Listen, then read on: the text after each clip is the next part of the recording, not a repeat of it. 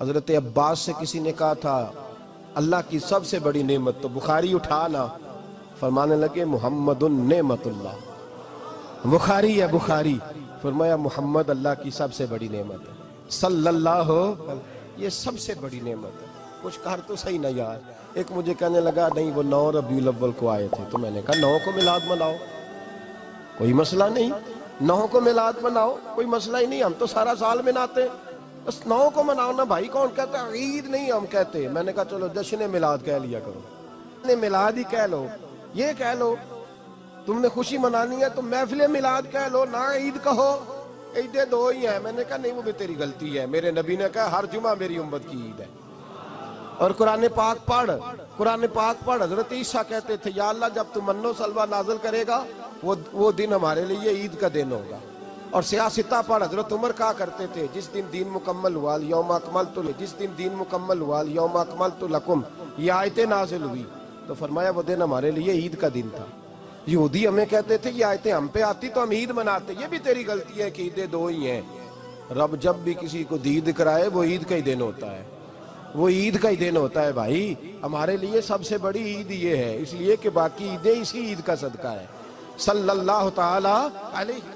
تو عید میلاد النبی پہ اظہار مسرت کرنا، خوشی کا اظہار کرنا، خوشی کا اظہار کرنا، یہ تو ایمانی تقاضا ہے، یہ تو روح کا تقاضا ہے، یہ تو اندر اچھلتا ہے۔ شریعت جتنی ہمیں اجازت دیتی ہے اتنا ہم کرتے ہیں، اور کوئی میلاد کی محفل میں کوئی ایسا کام نہیں ہوتا جو شریعت سے ٹکراتا ہو۔ پہلے کیا ہوتا ہے؟ تلاوت، منع ہے قرآن پڑھنا۔ دوسرا کیا ہوتا ہے؟ اتنا درجہ ہے نعت کا، اب تو نہ نعت پڑھنے والے رہے نہ سننے والے رہے، دونوں میں ہی کمی ہے۔ اور میں اکثر کہتا ہوں نعت پڑھنا اتنا کمال نہیں جتنا سننا کمال ہے۔ سننے والا کوئی ہونا چاہیے، نعت سننا زیادہ معنی رکھتی ہے۔ اس کی وجہ یہ ہے کہ نعت پڑھنا صحابہ کی سنت ہے اور سننا محمد مصطفیٰ کی سنت ہے، اور سننے والے کا درجہ، ہاں تیرا درجہ زیادہ ہے اگر تو سمجھے تو۔ اور اتنا بڑا درجہ کہ حضرت احسان بن ثابت نعت پڑھے تو نبی پاک اپنی چادر ممبر پہ بچھائے اور وہ میں نیچے نہ پاڑ، ادھر میرے ممبر پہ بیٹھ کے پاڑ، یہ کوئی معمولی بات ہے؟ رسول اللہ کی نعت سننا، بلغ العلا بے کمال ہی کشفت دجا بے جمال ہی حسنت جمیع۔ شیخ سعدی کہتے ہیں 3 فقرے لکھے تو چوتھا ہوتا ہی نہیں تھا، میں سو گیا، بڑا پریشان تھا کہ چوتھا فقرہ نہیں بن رہا۔ بلغ العلا بے کمال ہی کشفت دجا بے حسنت جمیع، چوتھا لکھا نہیں جاتا تھا، نیند آ گئی، میری آنکھ لگی تو محبوب کا دیدار ہوا۔ حضور نے فرمایا پریشان پڑے ہو؟ میں نے کہا محبوبہ 3 لکھے ہیں چوتھا بن ہی نہیں رہا۔ حضور نے فرمایا چل سنا نا مجھے، یہ چھوٹا نعت پڑھنا کوئی چھوٹا کام ہے؟ یہ تو ہم نے کھاتا ہی غلط لوگوں کو دے دیا ہے، وہ تو اس قابل ہی نہیں تھے کہ نعت سنی جاتی۔ بلغ العلا بے، شیخ سعدی کہتے ہیں میں سنانے لگا اور مصطفیٰ سننے لگے۔ بلغ العلا بے کمال ہی کشفت دجا بے جمال ہی حسنت جمیع خصال ہی۔ تو حضور نے فرمایا چل سعدی کہہ دے صلو علیہ وآلہ، کہہ دے صلو علیہ وآلہ۔ فرماتے میں کہتا جاتا تھا اور مصطفیٰ مسکراتے جاتے۔ کوئی چھوٹا درجہ ہے نعت؟ نعت تو ایمان ہے، نعت تو طاقت ہے، نعت تو تیری روح کو بیدار کرتی ہے، پر شرط ہے نعت ہو، شرط ہے، شرط یہ تقاضا ہے میں نعت ہو، وہ نہ ہو کہ نعت پڑھے نا۔ میرے حضرت صاحب فرماتے ہیں نعت کا مقصد ہے جب بندہ نعت پڑھے تو اس کا دل نبی پاک کے گنبد کی طرف جائے، جب نعت سنے تو اس کی توجہ رسول پاک کی جانب جائے، یہ نہ ہو کہ نعت سنے تو توجہ گانے کی جانب جائے، یہ نہ ہو کہ نعت ہو رہی ہو تو لوگ کہیں، میرے کان میں لوگ کہہ دیتے، اب یقین کریں محفل میں بیٹھے لوگ کہتے ہیں فلانے گانے کی طرز پہ لاندہ دی، تو کدھر گیا دھیان اس کا؟ یہ نعت تو نے پڑھی ہے، یہ نعت سنی نہیں آج تک۔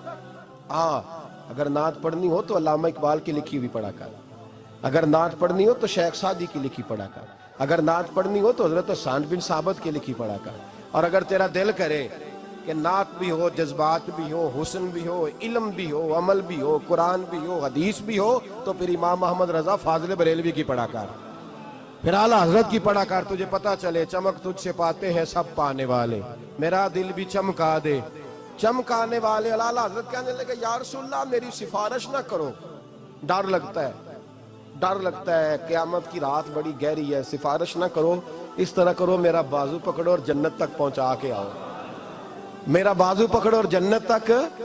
کہتے ہیں میں مجرم ہوں آقا مجھے ساتھ لے لو. سونے نہ ڈر لگتا ہے. وہ بچہ کہتا ہے میں نے نہیں باہر جانا اندھیری رات ہے. ابا جی نال چلو. تو بلا مثال بلا تشبیہ صرف سمجھانے کے لیے، کسی کوئی بڑا ساتھ ہو تو ڈر نہیں لگتا. یہ نعت ہے نا، چمک تجھ سے پاتے ہیں سب پانے والے، میرا دل بھی چمکا دے چمکانے والے. کہتے ہیں یا رسول اللہ محشر کی رات بڑی گہری ہے، میں مجرم ہوں آقا مجھے ساتھ لے لو کہ رستے میں ہیں جا بجا تھانے والے.